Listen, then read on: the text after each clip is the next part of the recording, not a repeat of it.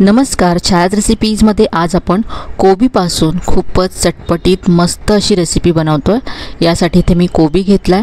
कोबी आता आपल्याला मोठा मोठासा चिरून घ्यायचा आहे। तर याचे असे मोठे तुकडे करून घेतलेत मी। याला आता मिक्सरमध्ये आपल्याला बारीक करून घ्यायचे, पेस्ट करून घ्यायची कोबीची। तर इथे मिक्सरचं भांडं घेतलंय। यामध्ये आधी आपण एक वाटण तयार करूया। 5 ते 6 लसणाच्या पाकळ्या घेतल्यात, 2 हिरव्या मिरच्या यामध्ये घालायच्या आहेत, थोडंसं आलं घातलंय, अर्धा चमचा जिरं घालायचं आहे आणि अर्धा चमचा ओवा यामध्ये घातलाय मी। आता याचं जाडसर वाटण तयार करून घ्यायचं आहे। तर हे वाटण तयार आहे। आता याच मिक्सरच्या भांड्यामध्ये आपण कोबीसुद्धा बारीक करून घेणार आहोत। तर इथे मी कोबी यामध्ये काढून घेते। तुम्ही 2 बॅचेसमध्ये सुद्धा वाटू शकता। कोबी असाच वाटला जात नाही, तर थोडंसं पाणी घालावं लागतं। तर थोडंसं गरजेपुरतं अगदी पाणी घालून मी हे वाटून घेतलंय। अगदी बारीक अशी कोबीची पेस्ट करून घेतली आहे। आता ही कोबीची पेस्ट आता आपण वाटीने मोजून घेऊया, म्हणजे त्याच प्रमाणामध्ये आपल्याला यामध्ये बेसन घालता येईल। ही 1 वाटी कोबीची पेस्ट झाली आहे। ही आता आपण एका बाउलमध्ये काढून घेऊया।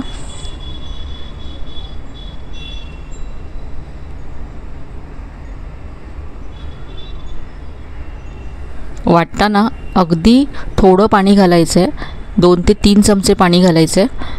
इथे ही आणखी अर्धी वाटी, तर 1.5 वाटी आपली कोबीची पेस्ट झाली आहे। तर यामध्ये आपल्याला 1.5 वाटीच बेसन घालायचं आहे।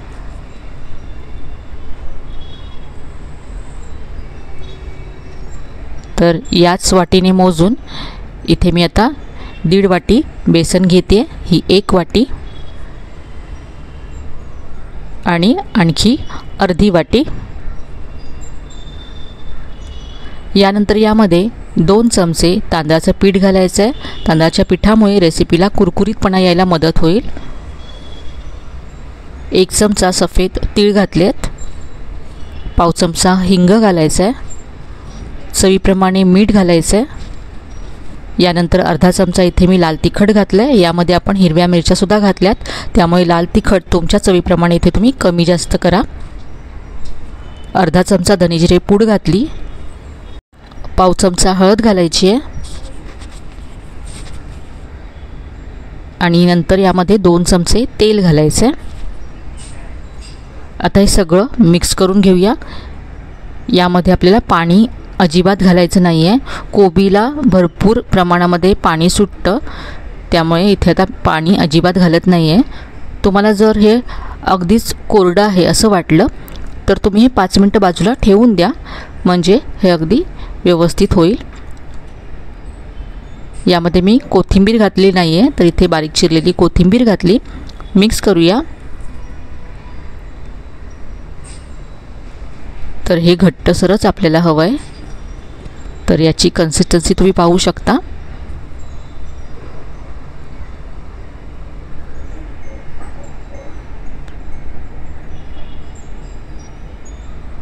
आता इथे मी एक प्लेट घेतली आहे। तुम्ही केक टीन घेऊ शकता, कुकरचा डबा घेऊ शकता, किंवा तुम्ही ढोका स्टीमर जर तुमच्याकडे असेल तर त्यामध्ये सुद्धा स्टीम करू शकता। इथे मी ही प्लेट तेलाने ग्रीस करून घेते। या प्लेटमध्ये आता हे मिश्रण काढून घेऊया। दाबून असं भरायचं नाही आहे, हलक्या हातानेच हे भरायचं आहे। तर सगळं मिश्रण मी या प्लेटमध्ये काढून घेतलं आहे। सगळीकडे एकसारखं करून घ्यायचं आहे। वरून थोडेसे मी तीळ पसरवून घेतलेत, दिसायला आपली वडी छान दिसावी म्हणून। आता हे वाफवून घेऊया। तर इथे कढईमध्ये मी पाणी गरम करत ठेवलं होतं। यामध्ये एक स्टँड असा उलटा ठेवला आहे। तुम्ही एखादी प्लेट किंवा वाटी ठेवू शकता।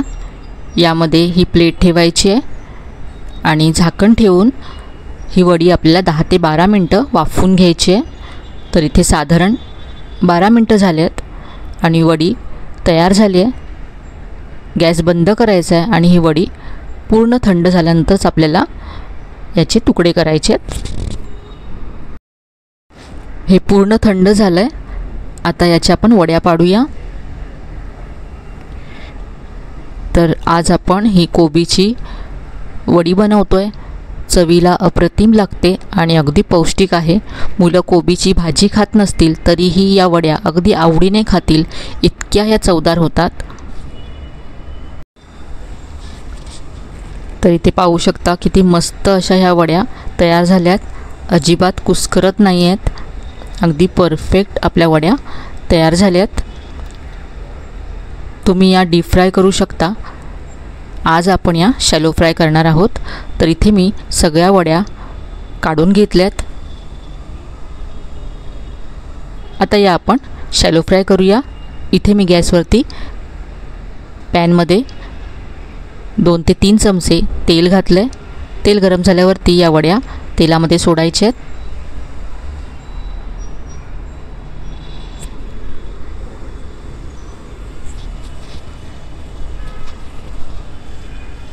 एका बाजूने भाजून झाल्यानंतर आपण उलटून घेऊया आणि दुसऱ्या बाजूने सुद्धा या वड्या फ्राय करूया। यामध्ये आपण तांदळाचं पीठ घातलंय, त्यामुळे खूपच क्रिस्पी होतात वरून आणि आतून सॉफ्ट राहतात।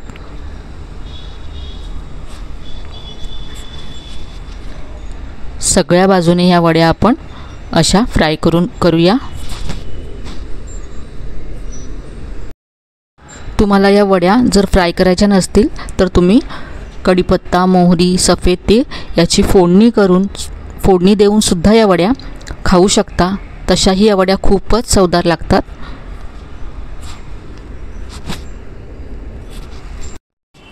इथे तुम्ही पाहू शकता वड्यांना किती मस्त रंग आलाय, सगळीकडून खरपूस अशा फ्राय झाल्यात।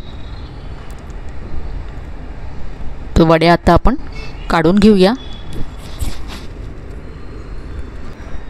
तर ह्या वड्या तुम्ही नक्की करून पहा, अगदी झटपट तयार होतात।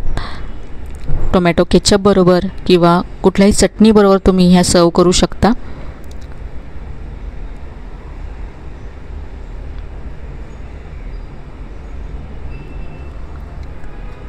इथे मी तुम्हाला एक वडी तोडून दाखवते। वरून अगदी क्रिस्पी आहे आणि आतून सॉफ्ट। एकदा तरी ही रेसिपी नक्की करून पहा। रेसिपी कशी वाटली कमेंटमध्ये कळवायला विसरू नका। रेसिपी आवडली असेल तर व्हिडिओला लाईक करा, शेअर करा। चॅनलला अजून सबस्क्राईब केलं नसेल तर नक्की सबस्क्राईब करा। चला तर मग पुन्हा भेटूया अशा छान छान आणि नवीन नवीन रेसिपीसह। तोपर्यंत धन्यवाद।